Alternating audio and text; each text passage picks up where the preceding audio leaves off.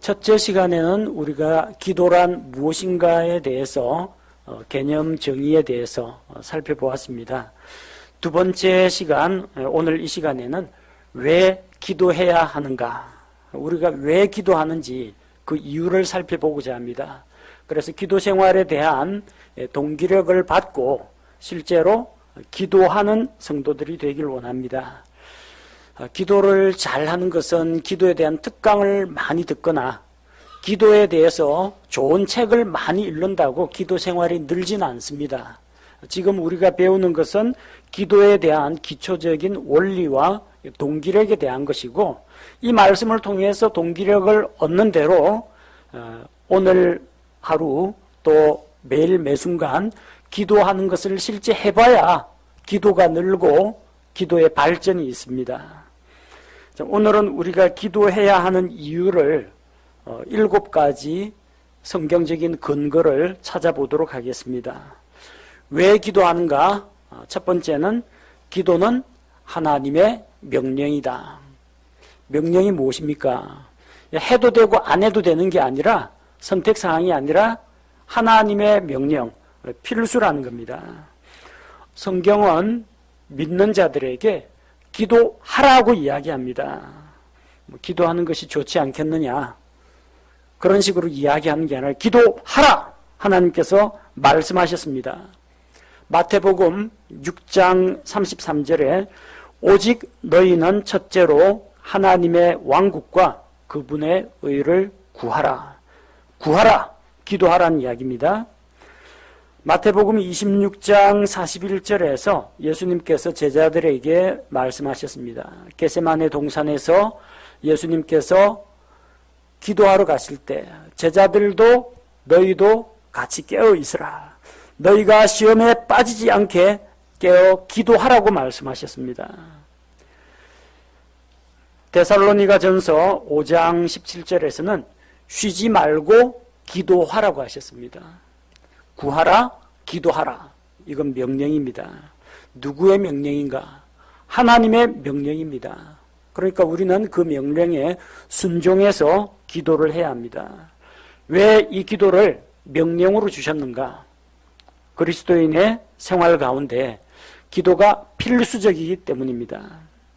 지난 시간에 우리가 기도에 대한 비유, 예를 들었는데, 기도는 영적인 호흡이라고 했습니다.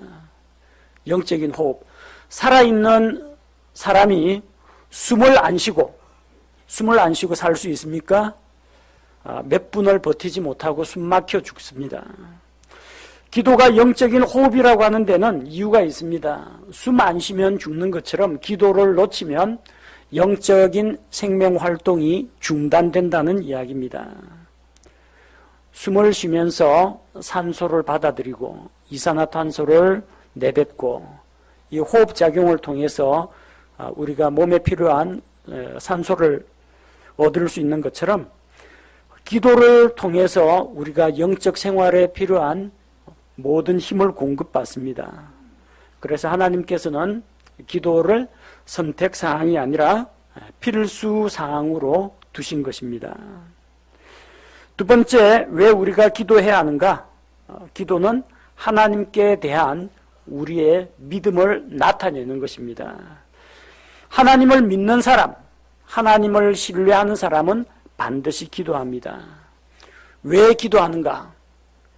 하나님께서 살아계시고 하나님께서 우리 기도를 들으시기 때문에, 그래서 우리는 기도합니다. 기도한다는 것은 무엇입니까? 기도를 듣는 분이 계시다는 거예요. 누가 듣습니까? 하나님이 들으십니다. 살아계신 하나님께서 내 기도를 들으신다. 여기에 우리의 믿음이 있습니다. 첫째로 하나님은 분명히 존재한다. 하나님의 존재에 대한 믿음. 하나님은 우리의 기도를 들으시고 응답하신다. 자, 아버지 하나님에 대한 이런 믿음이 있을 때 기도를 하는 겁니다. 하나님을 믿는다고 하면서 기도하지 않는 사람, 쉽게 말해서 여러분 가정에 자녀들이 있는데 이 자녀들이 아침에 일어나면 아버지 어머니 안녕히 주무셨습니까? 학교 다녀오겠습니다. 학교 다녀왔습니다. 감사합니다. 말을 건네잖아요. 집에 있는 이 자식들이 부모님한테 하루 종일 한마디도 안 한다. 그럼 뭘 말합니까? 부모를 안중에 두지 않는다는 이야기입니다. 부모를 무시한다는 이야기입니다. 부모의 존재를 인정하지 않는 거나 마찬가지예요. 부모님은 살아계신데 말을 안 해요, 말을. 학교나 군대에서 그런 일들이 있습니다. 친구들 여러 명이서 짜고 골탕 먹일 친구, 따돌릴 친구 하나를 딱 정합니다. 그 다음부터 야 우리끼리 놀자, 쟤하고 말하지 마. 자기들끼리 왕따 시킵니다.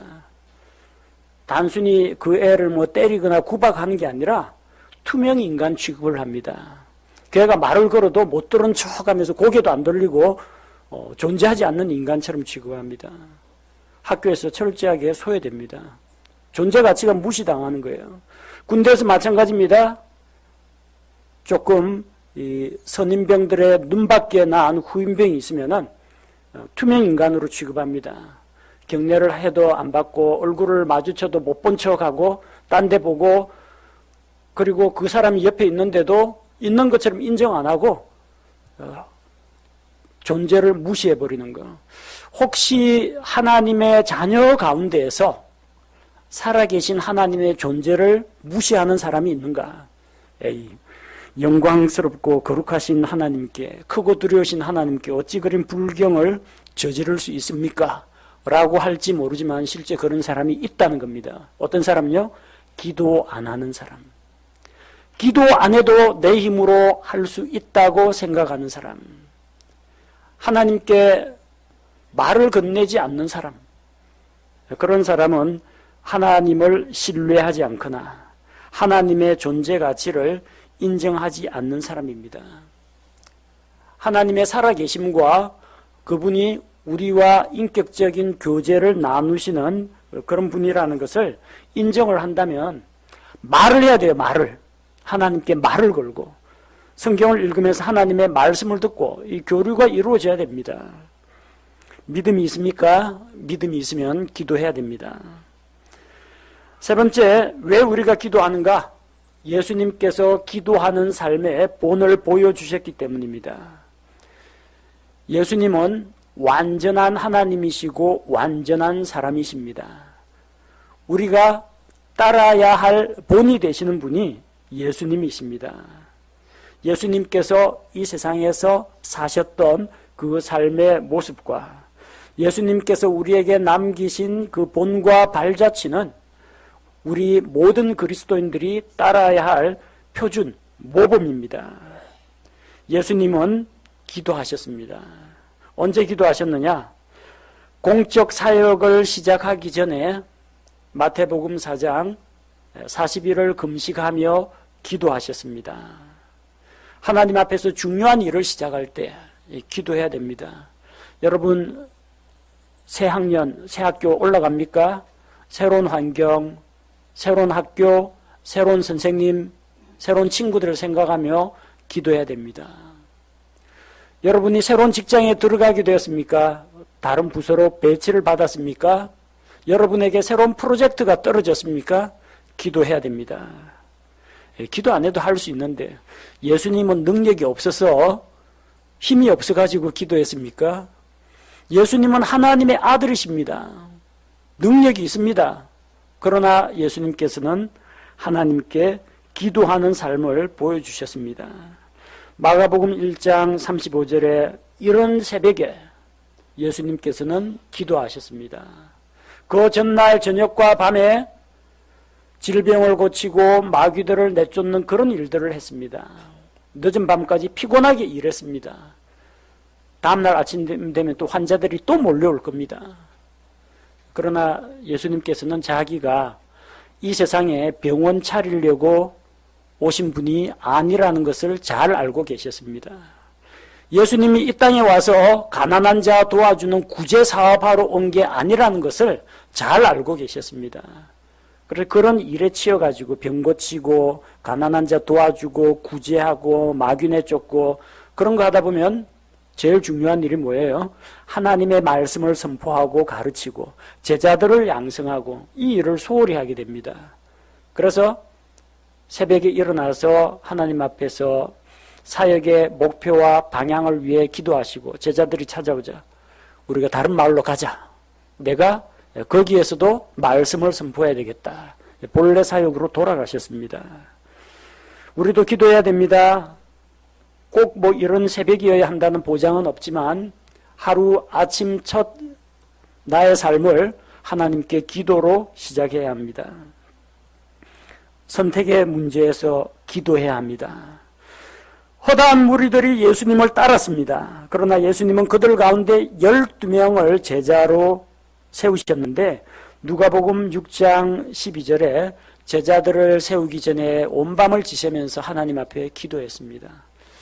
예수님이 뭐 분별력이 모자라겠습니까? 척 보면은 그 사람의 과거, 현재, 미래가 다 보이는데 예수님이 사람의 속에 있는, 마음속에 있는 것까지도 꿰뚫어 보고 하시는데 예수님이 뭘 몰라가지고 하나님께 기도를 해야만 했겠습니까? 그게 아닙니다. 하나님과 인격적으로 교제하고 제자들을 선택하는 문제에 대해서 아버지 하나님의 뜻을 묻고 하나님과 소통하고 교제하기 위해서 기도하신 겁니다. 우리도 중요한 선택의 문제를 두고 기도해야 됩니다. 어느 학과로 지나갈 것인지, 어느 대학에 갈 것인지, 어느 직장으로, 어느 친구하고 내가 결혼을 할 것인지 신중하게 선택해야 될 때 기도해야 됩니다. 제자 세우는 것보다 아마 배우자 만나는 게 더 중요할 겁니다. 여러분 기도해야 됩니다.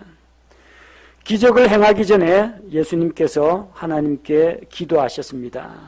빵의 기적을 베푸시기 전에 또 죽은 나사로를 살리기 전에 예수님께서는 기도하셨습니다. 그래서 하나님께 영광을 돌렸습니다. 아버지 하나님의 권능으로 이 일을 행한다는 것을 주변 사람들이 다 알 수 있도록 예수님께서는 기도하셨습니다. 마지막으로 겟세마네 동산에서 붙잡히시기 전에 홀로 기도하셨습니다. 제자들 기도하라고 했더니 다 골아떨어져서 자는데 예수님은 홀로 기도하셨습니다. 십자가를 지고 사람들의 죄를 대신해서 죽으시는 그 사역을 놓고 하나님 앞에 땀 흘려가며 기도하셨습니다. 하나님의 아들이신 예수님도 그렇게 기도하셨다면 우리는 더더욱 기도해야 되지 않겠습니까? 지혜가 모자라고 능력도 모자라고 분별력도 부족하고 이런 우리가 기도하지 않고 어떻게 살 수 있겠습니까? 우리 인생의 모범이 되시고 우리 신앙생활의 표준이 되시는 분이 예수님이신데 그분께서 기도로 우리에게 친히 본을 보여주셨습니다. 예수님을 본받기 원하십니까? 예수님의 기도 생활을 본받으시기 바랍니다. 언제 어디서나 하나님과 대화하고 언제 어디서나 무슨 일에서든지 하나님을 첫자리에 모시고 하나님께 능력과 은혜를 구하는 그런 신앙생활을 하려면 기도해야 됩니다. 자, 다음으로 우리가 기도해야 하는 이유는 하나님께서 우리의 기도를 통해서 영광을 받으시기 때문입니다. 시편 50편 14절 15절에 감사를 하나님에게 드리고 지극히 높으신 이에게 내 서원을 갚으며 고난의 날에 나를 부르라. 내가 너를 건지리니 내가 나를 영화롭게 하리로다. 자, 무엇이 하나님을 영화롭게 합니까? 하나님께서 그를 건지시면, 그를 구원하시면, 그를 위험에서 이끌어내시면 하나님의 그 보호와 도움과 구원으로 인해 하나님이 영광을 받으십니다. 근데 하나님께서 언제 그를 건져주십니까? 고난의 날에 나를 부르라. 내가 너를 건지리니.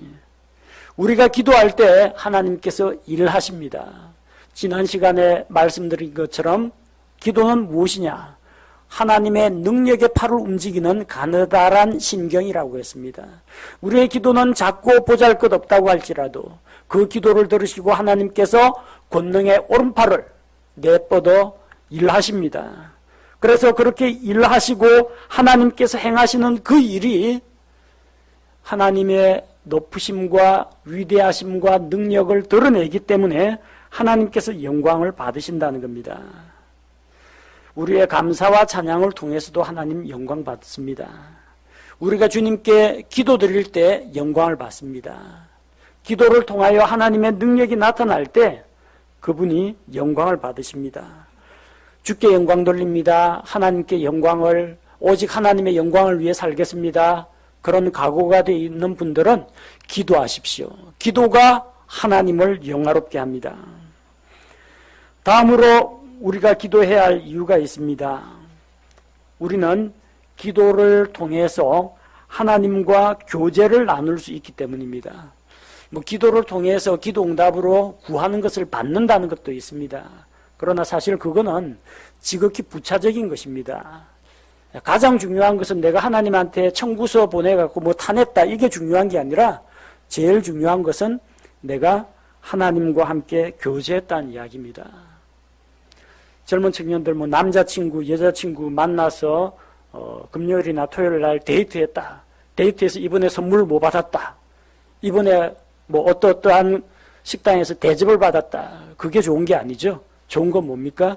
그 사람과 내가 단둘이 시간을 같이 했다. 그게 제일 좋은 겁니다. 기도를 통해서 얻는 유익들이 많이 있습니다. 하나님의 인도와 보호를 받고 기도 응답을 받고 하나님의 복을 받고 이런 것들을 늘어놓을 수 있지만 그거는 부록으로 딸려오는 겁니다. 진짜 핵심은 뭡니까? 내가 만왕의 왕이신, 온 우주의 창조자이신 절대자 하나님과 만나서 교제하는 시간을 가졌다. 그게 제일 큰 유익이고 복이라는 겁니다. 주님과 교제하는 것은 큰 축복입니다. 기도는 하나님과의 대화라고 했습니다. 기도 생활을 통해서 하나님을 만나는 사람은, 하나님과 가까이 자주 오래 만나는 사람은 하나님과의 교제 관계도 더 깊어집니다. 그리고 자주 보고 자주 만나고 그러다 보면 닮아갑니다. 우리 교회 성도들, 부부들 가운데 보면 이미지가 닮았다 그런 사람들이 꽤 있습니다. 처음 만날 때는 그냥 남남으로 만났는데 만나서 얼굴 맞대고 같이 살다 보니까 꼭 말하는 거나 지적인 수준이나 행동하는 거나 습관이나 거의 비슷하게 닮아갑니다. 식성도 비슷하게 닮아갑니다. 부부는 서로 닮는다고 그러죠. 그 집의 아들, 딸도 마찬가지입니다. 어릴 때부터 딴 집에서 키웠으면은 얼굴은 닮지만 행실이 안 닮을 수도 있는데 한 집에서 같이 살면 그 아버지, 어머니 영향을 받아가지고 아들, 딸도 꼭 그대로 닮아갑니다. 그래서 닮아가는데 우리가 누구를 닮아갈 것인가? 하나님의 영광, 하나님의 성품, 하나님의 형상을 닮아가야 합니다. 어떻게 닮아가느냐? 자주 봐야 됩니다. 요즘 교과서에는 안 나오는지 모르겠는데 옛날에 우리가 중학교 2학년 때 교과서에는 큰 바위 얼굴이라는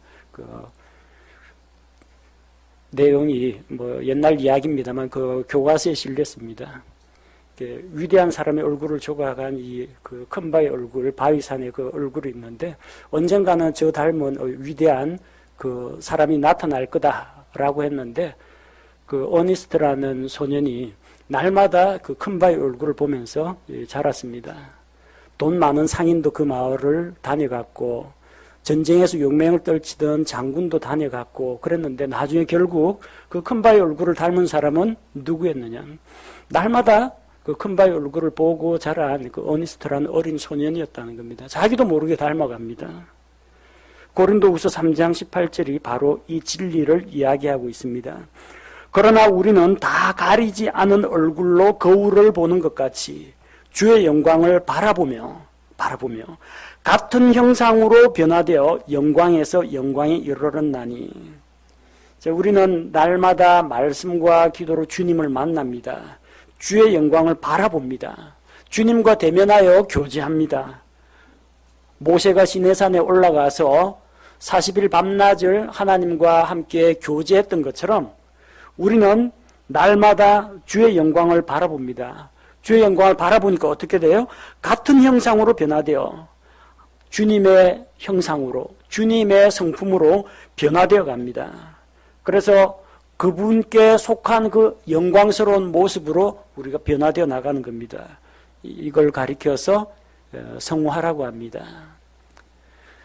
우리가 예수 그리스도의 피로 단숨에 의롭게 된 것처럼, 모든 죄를 용서받고 의인이 된 것처럼 날마다 주님과 교제하는 가운데 말과 행실이 변화가 되고 생활 습관과 성품이 변화가 되고 예수 그리스도의 형상, 예수님의 성품을 닮아가는 그 성화의 과정이 이루어진다는 겁니다. 어떻게 하면요?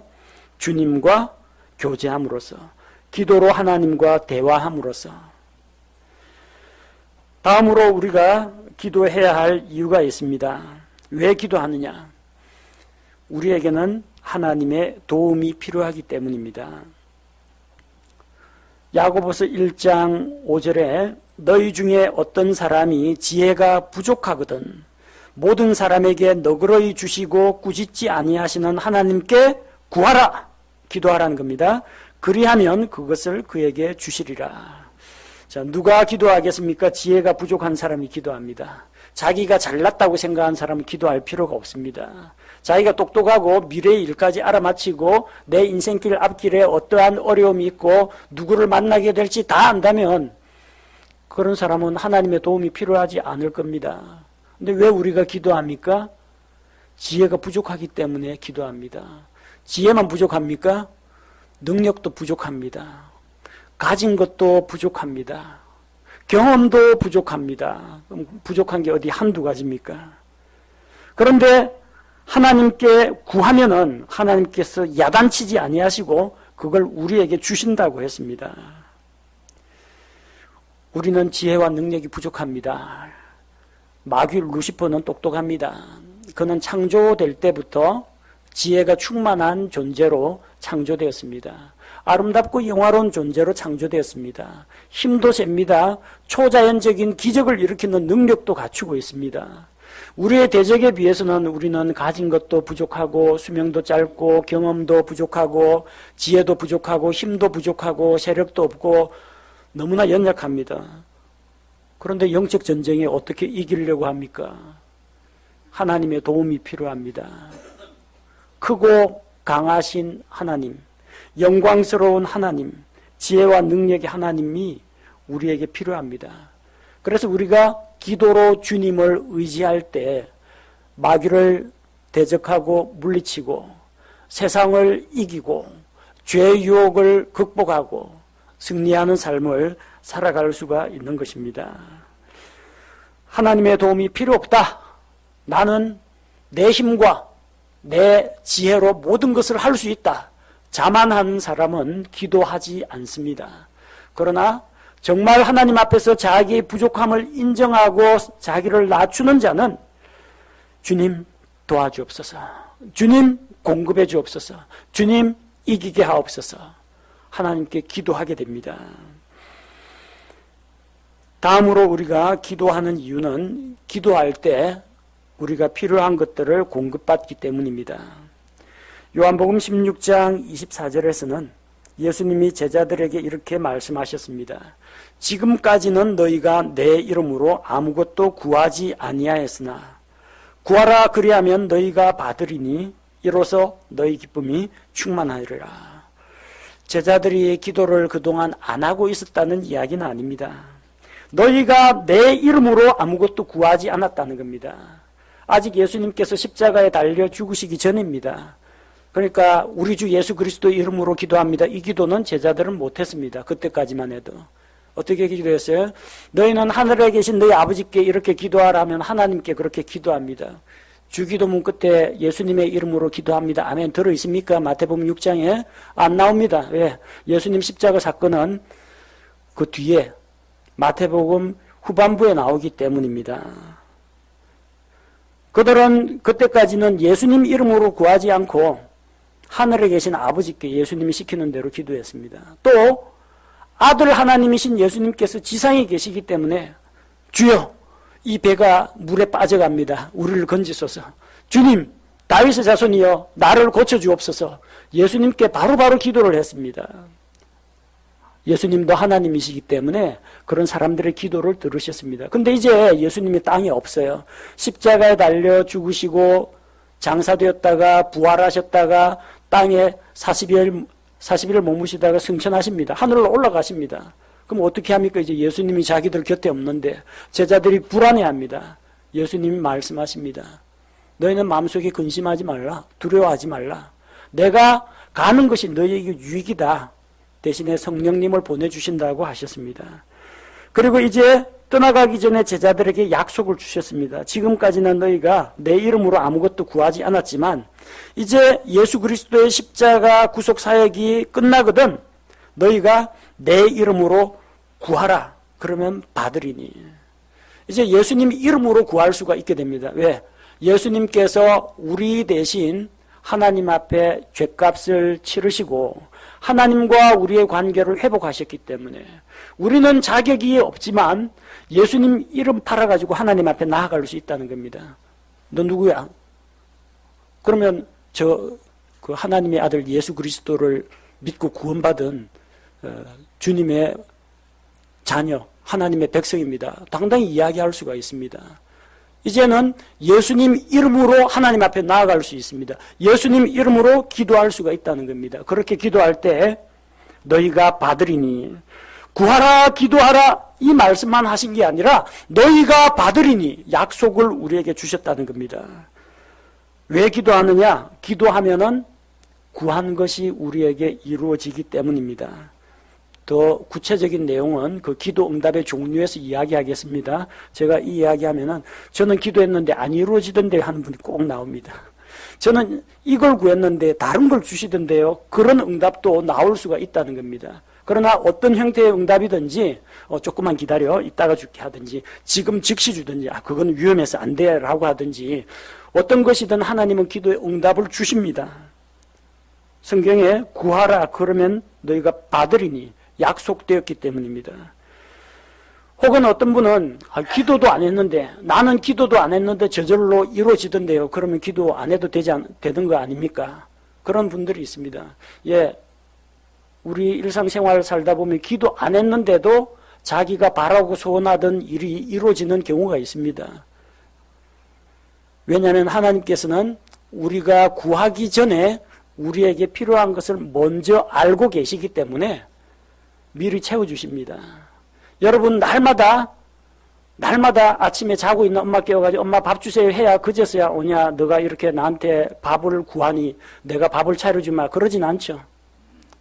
평소 엄마하고 관계가 잘 형성되어 있으면은 밥 달라 안 해도 알아서 다 차려줍니다. 때 되면 등록금 내줍니다. 필요한 거 옷도 언제 사왔는지 모르겠는데 한번 입어봐라 하면서 어느 날 옷을 사들고 옵니다. 저는 엄마한테 기도한 적이 없는데요. 구한 적이 없는데 왜? 자녀이기 때문에 주는 겁니다. 자녀이기 때문에.